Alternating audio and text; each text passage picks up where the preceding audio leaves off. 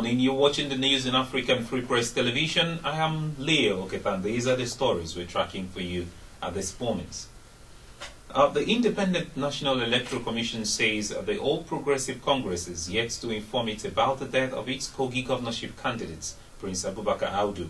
It, however, promised to apply available legal provisions to the last Saturday's governorship election in Kogi State. Deputy Director of Publicity and Voters Education of the Commission, Mr. Nick Gazang, stated this in an interview with journalists in Abuja on Monday. He said in informing the Commission of the death, the party must present a copy of the certificate of death of the deceased. Audu had polled a higher number of votes than the People's Democratic Party's candidate, and the incumbent governor of the state, Captain Idris Wada, in the election was declared inconclusive by INEC, died suddenly on Sunday in his home at Obonicha. He was buried on Monday, according to the Islamic rites. And lawyers for the detained leader of Biafra agitation and director of Radio Biafra, Mr. Nnamdi Kanu, on Monday opposed an application by the Department of State Services to withdraw the charges instituted against the detainee before a magistrate's court in Wuse Zone 2, Abuja. The lawyers, led by Mr. Jude Aboje, told the court, presided over by Chief Magistrate Shaibu Usman, that they wanted the orders of the court directing the release of the accused from DSS custody to be complied with before the withdrawal of the case. Aboje also accused the DSS of going behind his client to obtain an order from Justice Adeniyi Ademola of the Federal High Court in Abuja to keep the accused in custody for 90 days through an ex parte application after the magistrate court had earlier granted him bail on October the 19th.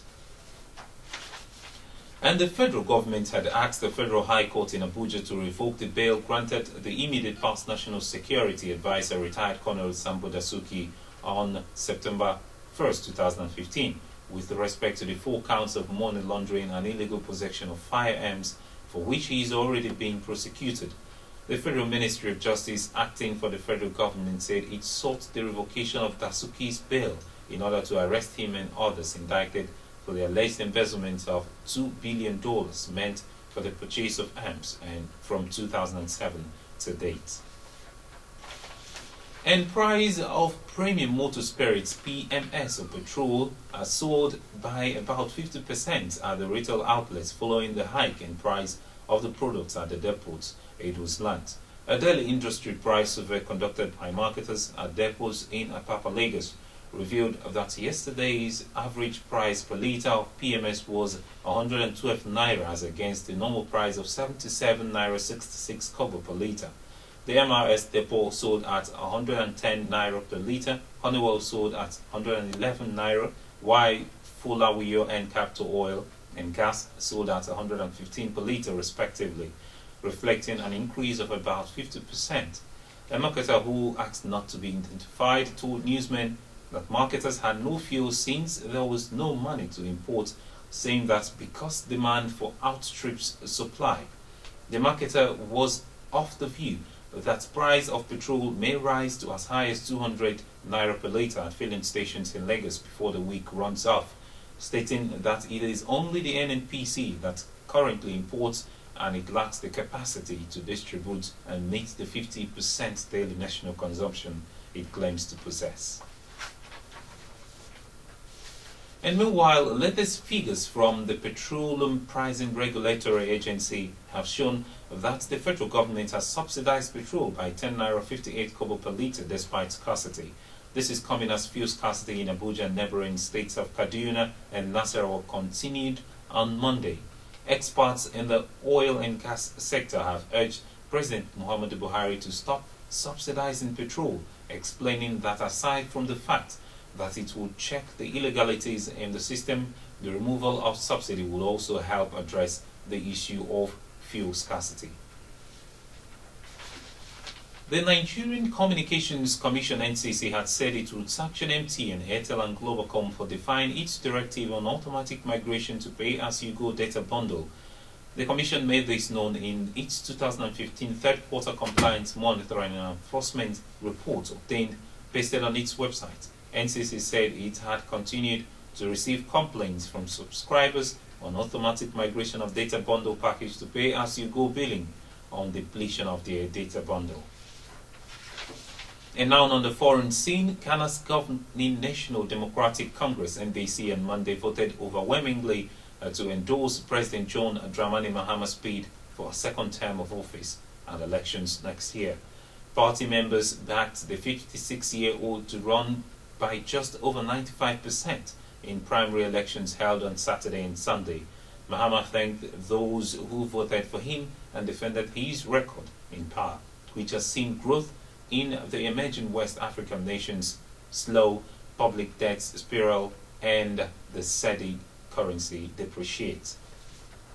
And still on the international scene pattern, South Sudan's foreign minister has again said the government is committed to the implementation of the peace agreement signed last August between rebels loyal to former Vice President Riek Machar and the Juba government led by President Salva Kiir.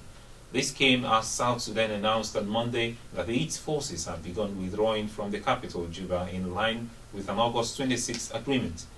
But Foreign Minister Barnaba Marial Benjamin said, now is the time for the international community to make good on its promise to provide the necessary logistical support for the implementation of the peace agreement. A security expert, Dr. Omar Ekomu, who is the president of the Association of Industry Security and Safety Operations of Nigeria, in a statement on Monday said recent intelligence intercepts indicated that an ISIS attack on Nigeria was imminent. He said ISIS could use its Nigerian affiliate Boko Haram to wreak havoc here in order to signal its capability to carry out worldwide terrorist attacks and add to its stocks of fear. Dr. Ekomo also added that having millions of Nigerians on the lookout for terrorists reporting suspicious activities to the authorities is better than 400,000 police and military personnel searching for terrorists. As the five-man Nigerian team departs today to Azerbaijan for the United World Wrestling African Champion, Blessing Oburududu believes their presence in Baku would surely count. As the continent's best-ranked wrestlers, Blessing and Odunayo Adekunroye will represent Nigeria at the end of the year United World Wrestling organized by the Golden Grand Prix in Baku.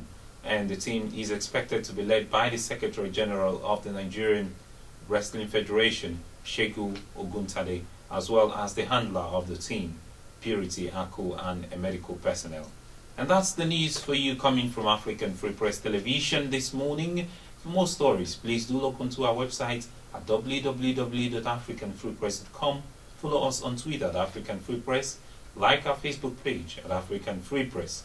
Please join in our discussions on African Free Press Forum and subscribe to our YouTube channel at African Free Press. From me, Leo Ketan, and the whole team in the studio this morning, it's a very good morning to you. Please do enjoy the rest of your day.